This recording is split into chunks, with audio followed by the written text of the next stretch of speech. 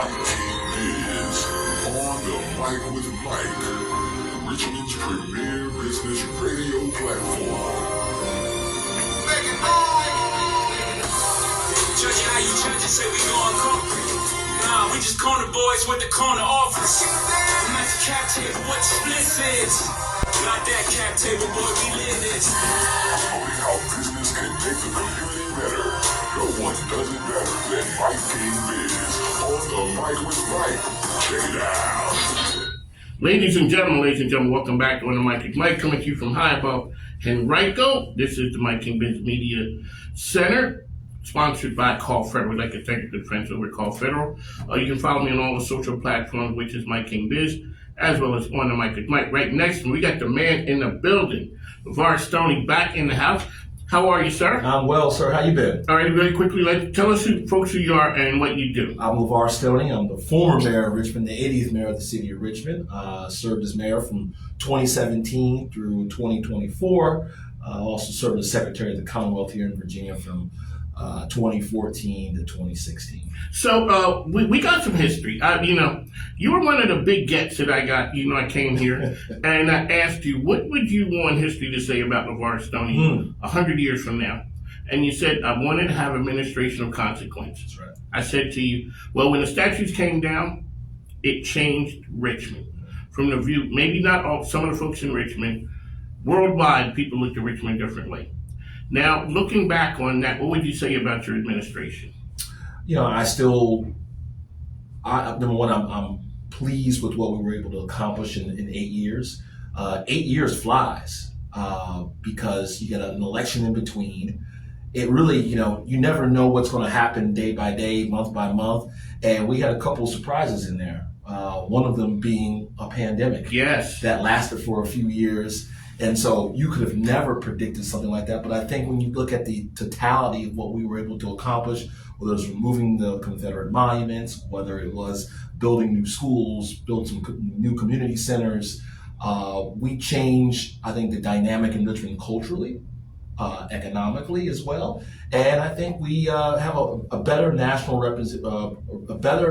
national reputation than we've ever had before. So you told a story, the politics bug caught you when you were young. Yes. There's been some ups, there's been some downs. Talk about, so one of the reasons I wanted to reach out to you was a couple. One was, I had seen the events with Justin Fairfax. It was horrible, it was all those things. And people think people running for public office. Yeah. It's public. Yeah.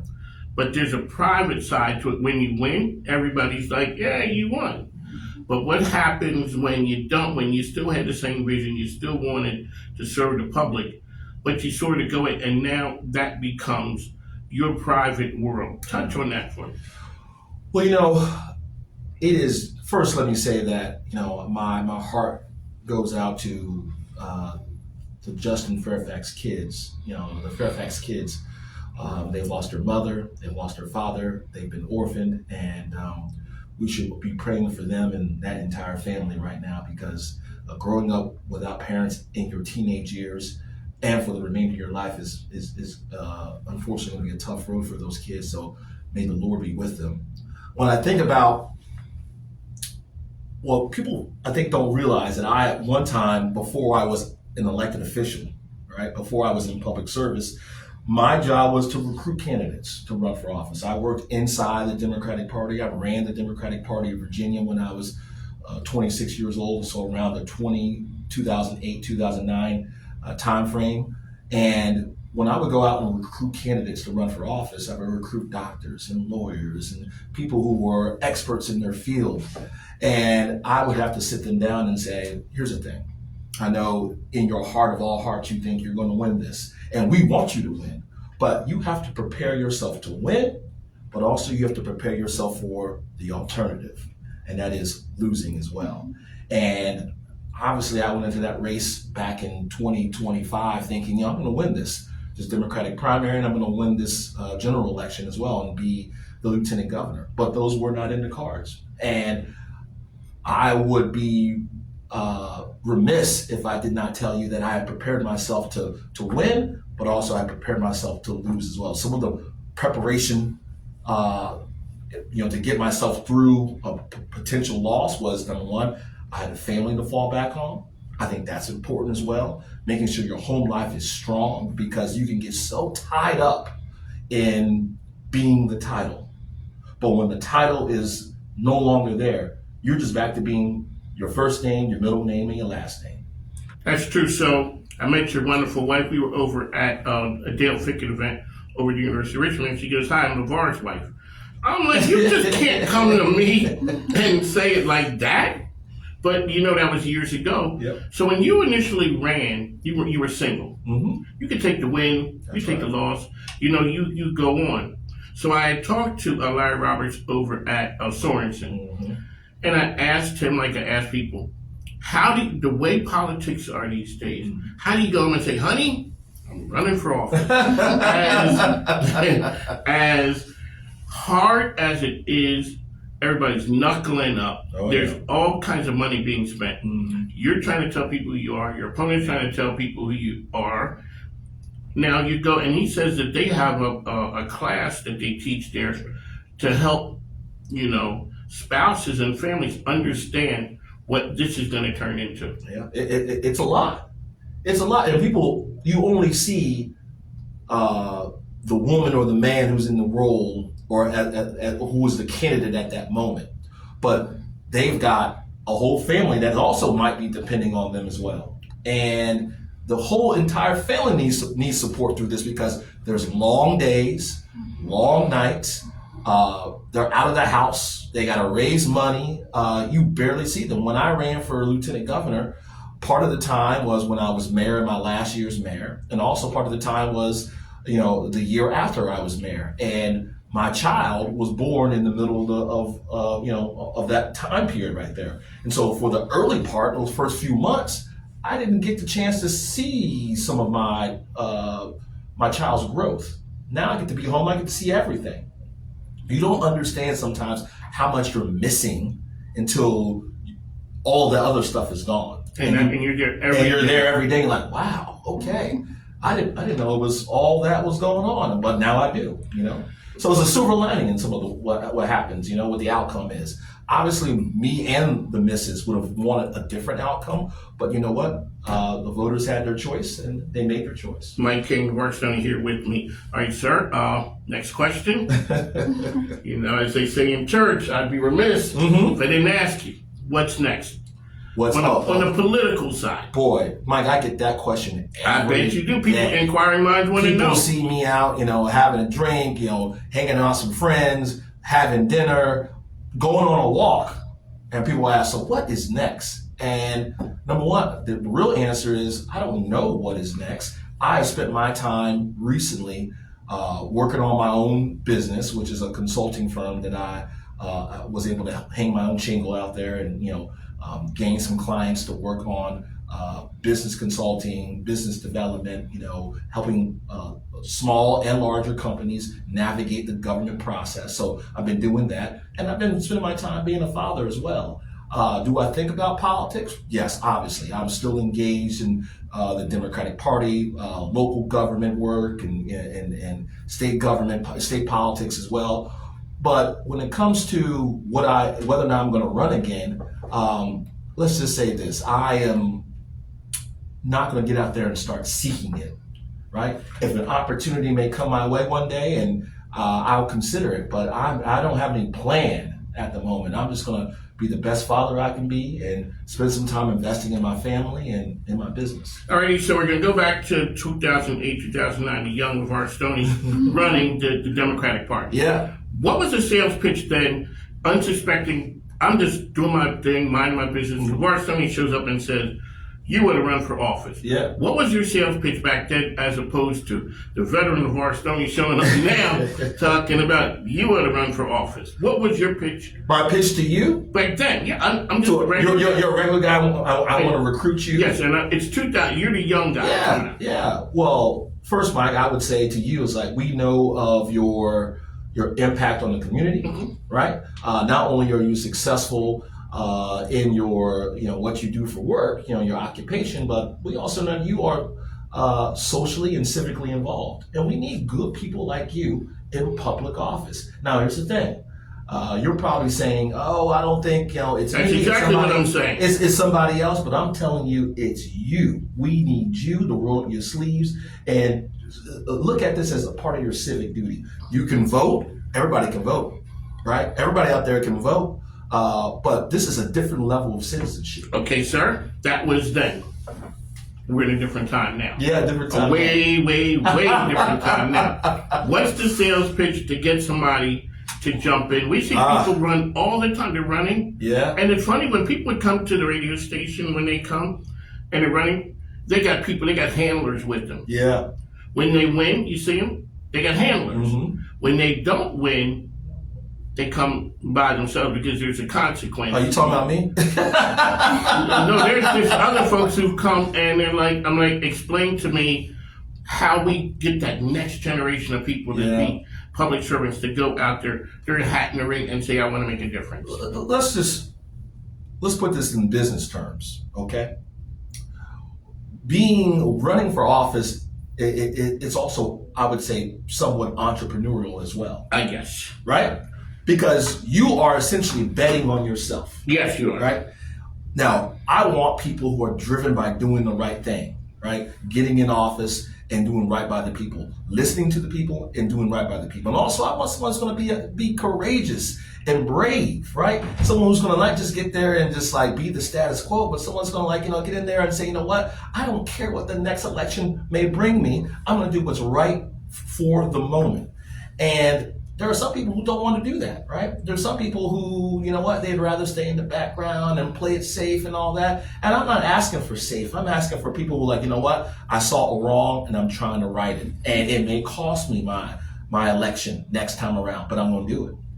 But it takes you betting on yourself, you believing in yourself. And some people have that and some people don't, right? Some people think they can't pick up the phone and call someone and ask them for money. But as you know, if you're in business, you got to pick up the phone and ask people for some money, right? And that's what you have to do when you run for office these days. Now, here's the thing. With the advent of social media, things are a little bit more in your face. Yes. So you have to have this thick skin now more than ever because everybody's in your business. Everybody wants to say something. And it could be false. It could be the most untrue thing you've ever seen in your life, but you got to have that thing. Because there's going to be somebody somewhere who's going to say, it must be true. Must be, yeah. It must be true. They expect you to answer to everything that people say online, but you're out there serving the people, doing your job. There's no way you have enough time in the day to answer some idiotic thing that someone's going to say about you, right? So I just let a lot of that just fall off fall down my back because at the end of the day, the people who know me for a person of integrity. They know me with a person who's passionate and compassionate as well. And as long as the people who love you know who you are, you ain't got to do all. No need to go into the gutter. There you go, Levar Stoney dropping nuggets of knowledge. All right, so we know the big things, but I ride by and I see new schools being built. I remember you out there. Some of the heat you were taking, sir. They were coming at you. The whole meals taxing, I wasn't exactly sure what that meant. But you're saying it's going to generate money to help with schools. Yeah. I see the schools being built. Yeah. Touch on, and the other one was, we don't have money for every kid to get a computer. There's no way we can do that. Yeah. The pandemic happens, every kid. Talk about being a visionary and some of the hits that you take. And then we're going to get on to the big one. It opened with a lot of fanfare, Carmax Park. Okay. Well, part of the job of being mayor is, yes, administrative, right? You are the chief executive officer. But the job that I think is the most important role is that you have to be a visionary as well. You have to cast a vision and illustrate a picture and an idea of where the city is going to be in the future. Yes, there's the here and now. You have to definitely do the blocking and tackling of government, but you also have to illustrate a vision of where the city is going to be 5, 10, 20 years from now. And what I did in terms of, this is what I call public infrastructure, public investment. We invested in schools. And here's the thing, this is part of a larger economic development strategy. the places we invested in schools, new school facilities in South Side and in the East End, these are areas now, I guarantee if you draw a circle around where these schools are, you're seeing economic growth in those areas as well. Because what happens is business watches the public investments that are being made. Oh, you're building new schools? You're building new community centers? Oh, there's going to be a different development here? Oh, they've rezoned this area for this? Once business sees that, they're like, you know what? Well, if they're doing that, this might be a prime opportunity for me to invest in buying that lot, buying this parcel. And then you, before you know it, 5, 10, 20 years, you start seeing, oh, new homes start growing up, new businesses start coming into this area. And we did a lot of that, particularly in the East End and in South Side, and I'm proud to see it. I'm proud to see it. But think about the public investments we made, and when I think about the East End right now, I live not too far from what is now Henry Marsh Elementary School, which was the old George Mason. Think about the values of the properties in that area now compared to where they were 20 years ago. One of the things you also touched on was food insecurity, as well as making sure no group got left behind. Yep. As you saw where the city was going. Now, I'm just going to say it, and I know people get upset. If it wasn't for a bunch of Northerners coming here, Richmond folks would still be okay the way they were. With it's okay, it's fine. We don't need to have, cabanas on rooftops as much. When you made the change, what happened with the statutes and some of the other things that you started doing, it turned Richmond into a cosmopolitan city. And that's what one of the hubs for Black business. When Tamika Jefferson is here from Black RPA, they're talking about Richmond being a hot spot for that. So there's going to be some haves and the have-nots. Yeah. You wanted to make sure that the have-nots didn't get left behind. And I remember conversations that we had, you talked about that. Hit me with that one. Well, first let me touch on the significant cultural move that we made during my tenure, and that was the removal of the Confederate monuments. That basically sent out the bat signal from all across the world, basically saying that this is not your great-grandfather's, this is not your grandfather's Richmond anymore. And some people and think about the cycle, the immigration cycle with an E, immigration cycle that you see in Richmond nowadays is you see folks who grew up in Richmond, whether in Chesterfield, Henrico, or in the city, who went to college somewhere else out of state, or they had their first job somewhere else. They had a first job in New York or DC or Charlotte or another cosmopolitan city. And the word got out that Richmond is cooler now, that it's more inclusive than ever before, more welcoming than ever before. And they decided, you know what? The cost of living in this major metropolitan I'm currently living in is tough. I'm gonna go back home where the cost of living is better relative to where I live today. And it's more inclusive, it's more welcoming, and I don't have to worry about the staining of those Confederate monuments. Yeah, I'm moving back. That's essentially investment back into this region, investment back into this city. And there are some new people who are like, you know what? I thought that Richmond and the Richmond Metro was just a backwater. I just drove through it. I saw the Main Street Station tower on 95 and never thought I should stop. But now I'm reading things in the New York Times that says that I should spend more than 36 hours, 48 hours in Richmond. I'm going to do that. So there was a time when people just came down here for the breweries for a weekend. I'm going to make a weekend stop. I'm going to hit the good restaurants. I'm going to go, have a beer at the time Stone, or, go to Scott's Addition, go to Vale or something. But now they're coming here to stay. Yeah. And what has followed is, real estate developers making investments. And with that growth that has occurred, I want to push that growth into areas that were neglected, people that were neglected. I'm a big believer that government should be a driver of economic mobility. You said that before when you said that private dollars follow government investment. That's right. Sir, you made this city so popular, some people can't afford to live here anymore. Yes. That's the downside of success, and now it's trickling down to Petersburg. Yeah. And so, all right, couple weeks ago, there was a big event in town here, the opening at Carmax Park. When I moved here in 2014, they wanted to build a baseball stadium down in Chaco, and I'm like, on a black burial ground. I'm like, that's crazy. Yeah. I remember seeing the fights. You out there with a hard hat on. You should have had some boxing gloves on because you were talking about how to make this thing work, what impact it would have. Yeah. Well, I see, Carmax open to all the fanfare, and I see a picture of you and the others with a shovel in the ground. Yeah. That day, I was at an event, and a person knew who I was, and he said that we were at Carmax for an event. And he said, this is the day Levar Stoney made possible. This was, and he says, all that you see now, it's all love. It's all, everybody thinks it's a great idea outside of the parking. I think there's still we got one, yeah. But that was the heavy lifting that you did. Talk about that part and where we are. And you had said you had gotten a private tour from Anthony Opperman. Yeah, I did. That's the way you do business, folks. So go ahead, man. Tell us about the idea of keeping it in Scott's Edition and how that happened and where we are today with it. I am very proud. I'm proud of the facility, Carmax Park. It's a win not just for the Flying Squirrels. It's not just a win for Scott's Edition. It's a win for Richmond and the Richmond region, right? This is a region that deserves to have, I think, a stadium like the one we have today. We deserve to have, we should have an arena in this region as well.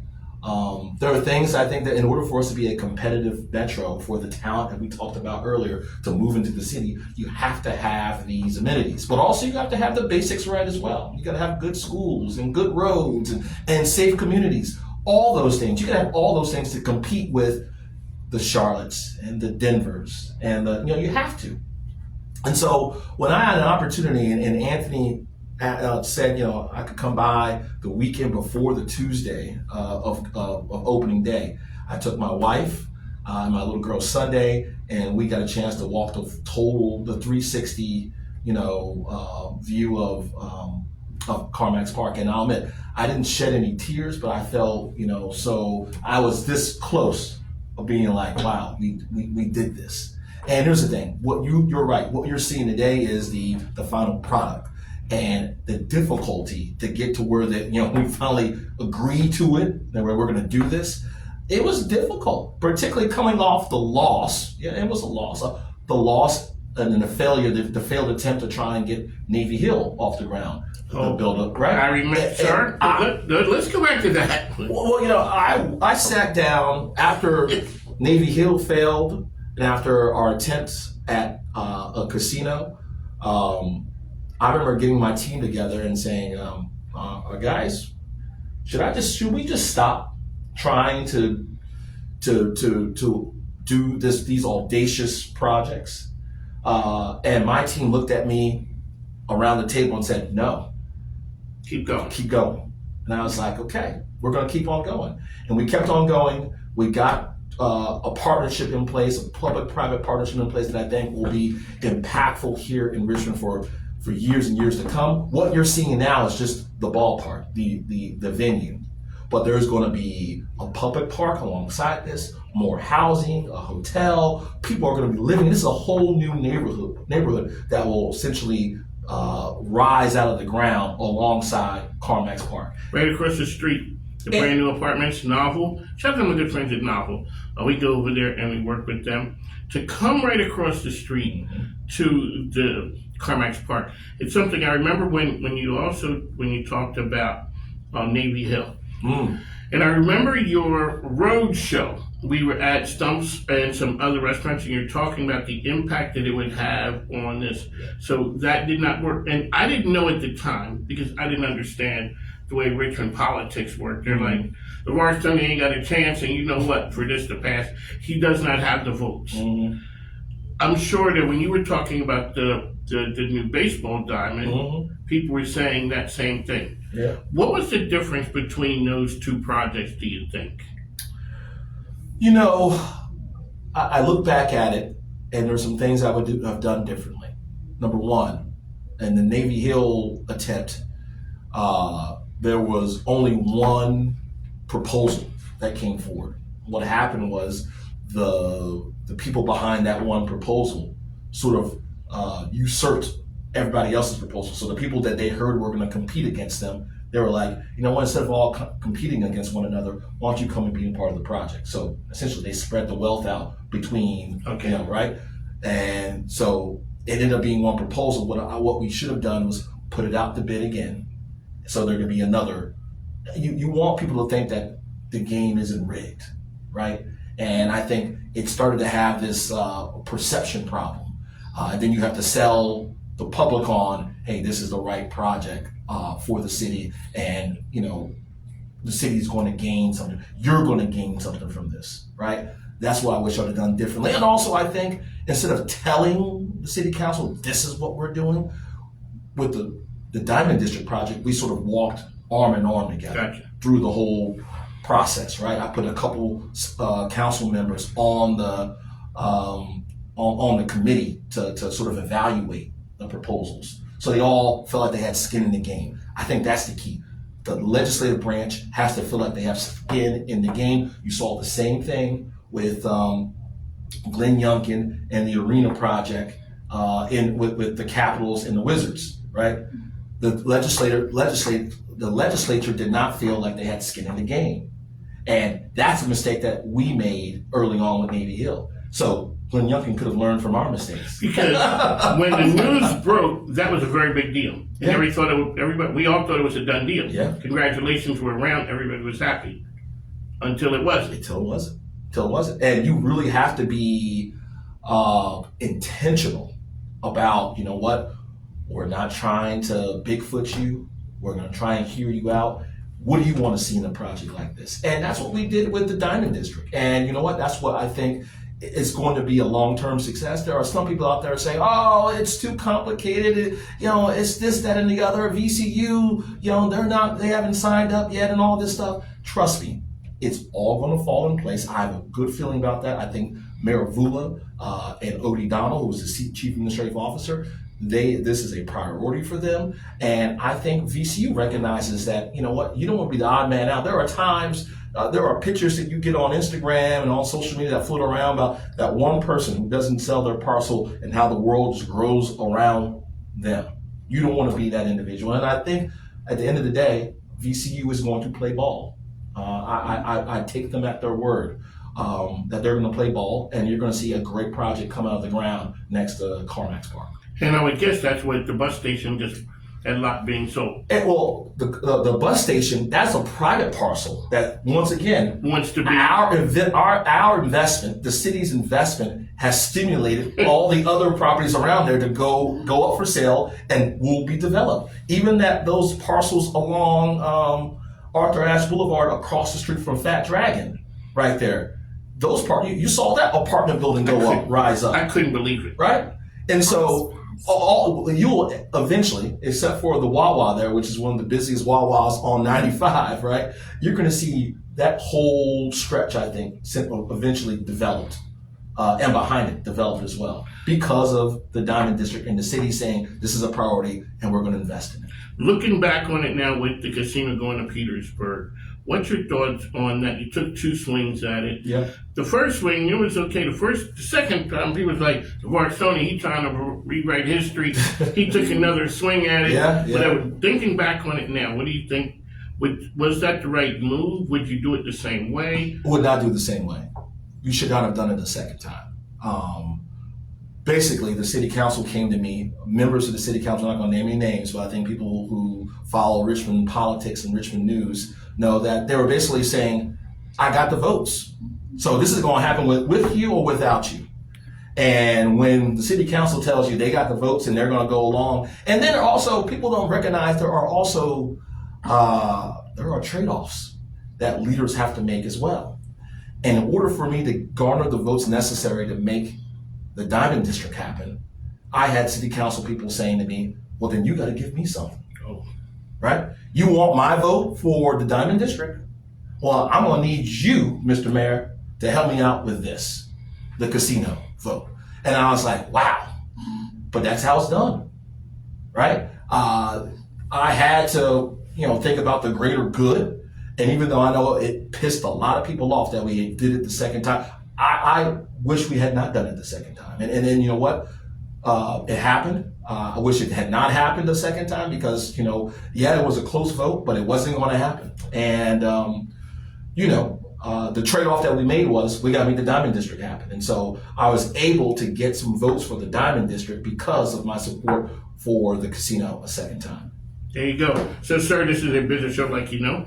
Talk to business owners who are out there, what Levar Stoney brings to the table to help their business. Oh, well, I've had roughly 20 years in politics and government with a number of contacts throughout the Commonwealth. I'm sure you know some people. And beyond. I remember I was the chairman of the Democratic Mayors Association as well, and I was in leadership with mayors all across the country. And so I know that government and business are essential partners to get things done.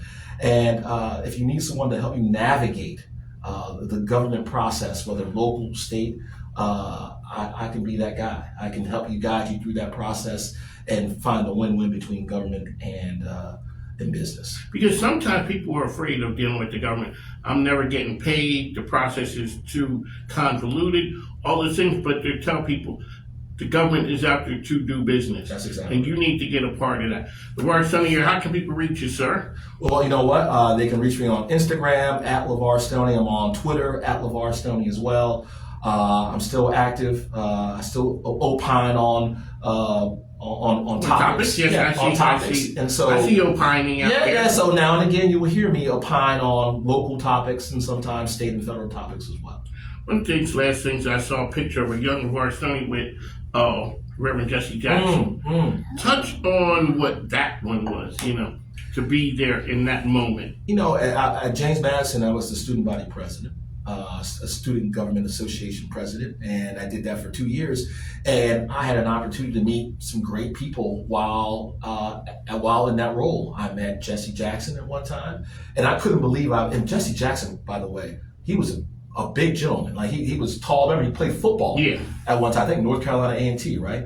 I believe so. I could be wrong, but he was this man was a big man. I remember him shaking my hand, and his hand engulfed my hand. But a great man. He came and gave a speech, and I was able to greet him, do a clutch with him as well, and introduce myself. Awesome guy. Also, at that time, I met Doug Wilder. I met Michael Eric Dyson. I met Suzanne Malveaux. I met a lot of people. And you met the hitters. Yeah. So that only just continued to motivate and inspire me to get involved in public service. And so I'm grateful for my time at the James Madison. Yes, you are. Yes, you are one of the proud students. Shout out to my man John Carey as well as Deion Fox. There you go. There you go. Yeah. You guys are all Dukes. So, one of Mike Levar Stoney, it's always a pleasure. One of Mike, we will talk to you soon. Thanks, folks. Take care.